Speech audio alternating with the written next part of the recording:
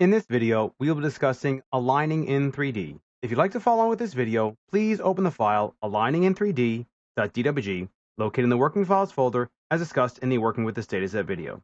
You can use the Align 3D command to align an object based on the location and orientation of another object. This is especially useful in situations where the exact angle of either object is difficult to obtain, or where multiple rotations of an object would be required to properly orient the object.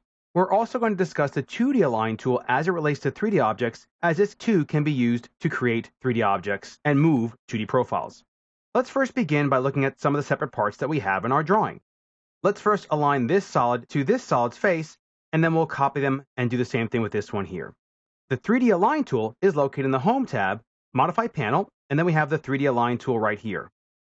We'll go ahead and select our object first, right-click, and then notice the command line window. It states specify base point. So unlike the 2D Align tool, this is going to actually allow you to define a plane by which to rotate and align to. We'll go ahead and snap from here to here, and you could keep going to define a third point for a third plane. However, we are all set. Simply press enter.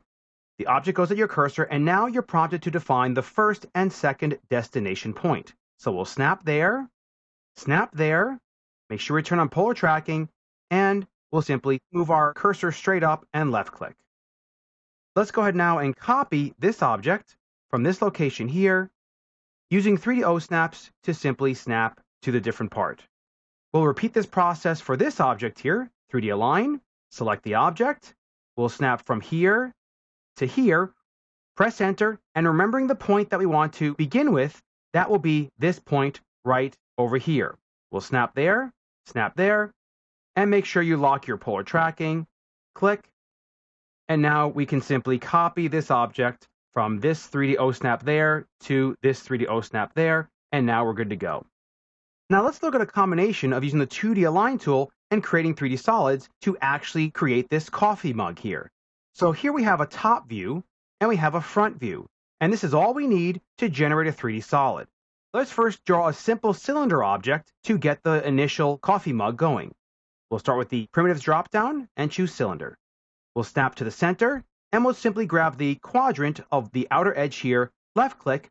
Now for the height, you could have measured here first, but if you look at the command line window, there's a 2-point option.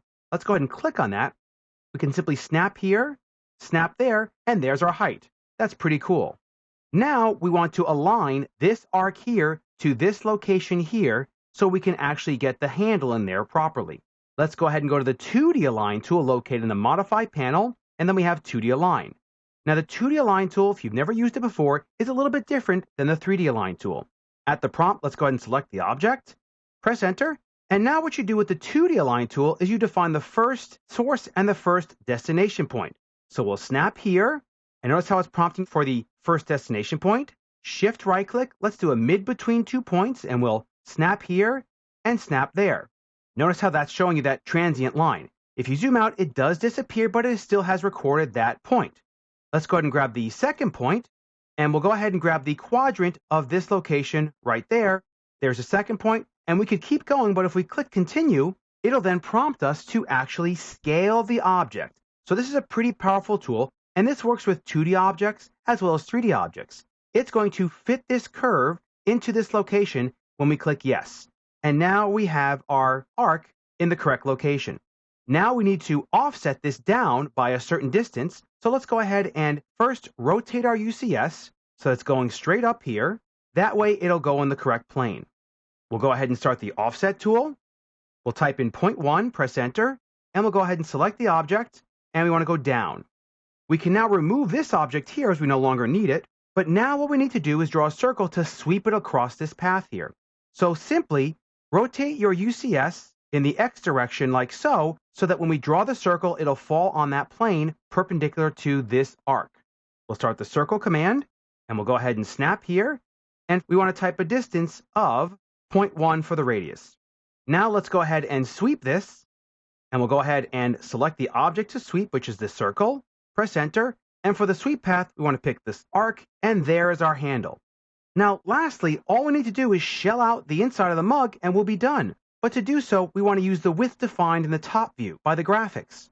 We'll go ahead and change our visual style to wireframe. And let's go ahead and then change our UCS to the WCS. Now we'll go ahead and start the shell command, select our 3D solid, remove the top face, press enter.